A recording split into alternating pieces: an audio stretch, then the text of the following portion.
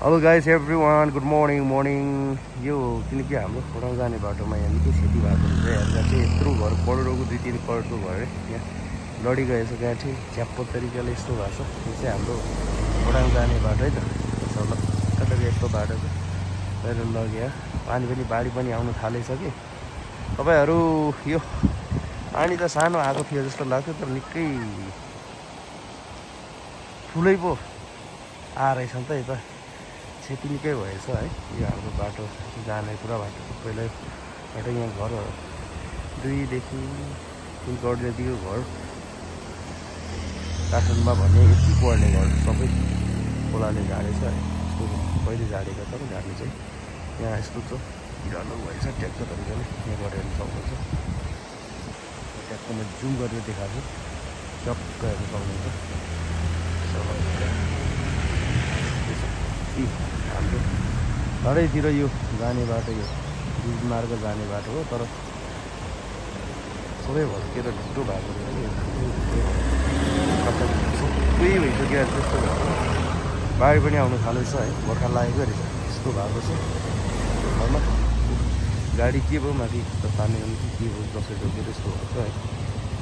यो हाम्रो यो ठाउँ चाहिँ तपाईँको चारैतिर जहाँ जाने जाँदाखेरि हुने बाटो यो ठाउँ छ यो बाटो हो तर यहाँ भएछ अब उहाँ गाडीले तान्नु हेर्नु सक्नुहुन्छ यो गाडीले तानेनन् हेर्नु चाहिँ निकालेर राख्दैछन् बाटो यस्तो भएको रहेछ यो सरकार छिटो बनाउनु पर्यो सबै कुराहरू है यता अब अनि जाने बाटो पुरा खराब छ यस्तो तरिकाले सर्नु पर्ने यस्तो अब गाडीहरू है सानो गाडी अहिले निकाले बाटो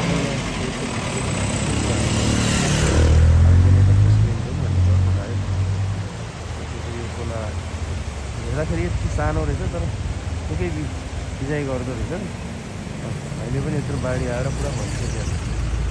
पहिलाको फेरि बाटो चाहिँ हेर्नु यस्तो घरै छ भने पहिलाको बाटो चाहिँ हेर्नु पाउनु दामी छ है भोपाल यस्तो तरिकाले त्यस्तो भएको छ यसी बाटोलाई झारेर पहिरोले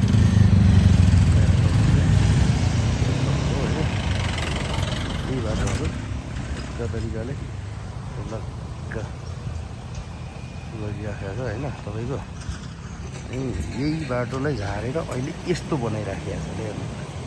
खोला यो खोला चाहिँ माथि चढेर एकाधरि मान्छेहरू मास्तिर झरिरहेछन् यहाँ यत्रो छ योभन्दा अगाडि कति ठुल्ठुलो गएको रहेछ बाटो बनाएको छैन है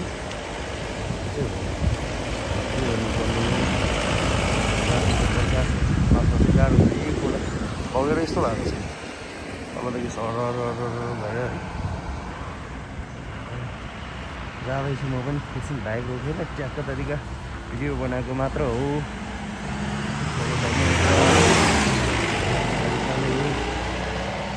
बाटो ल thank you guys every one सबै सपोर्ट गरिदिनु होला सब्सक्राइब गरिदिनु है प्लिज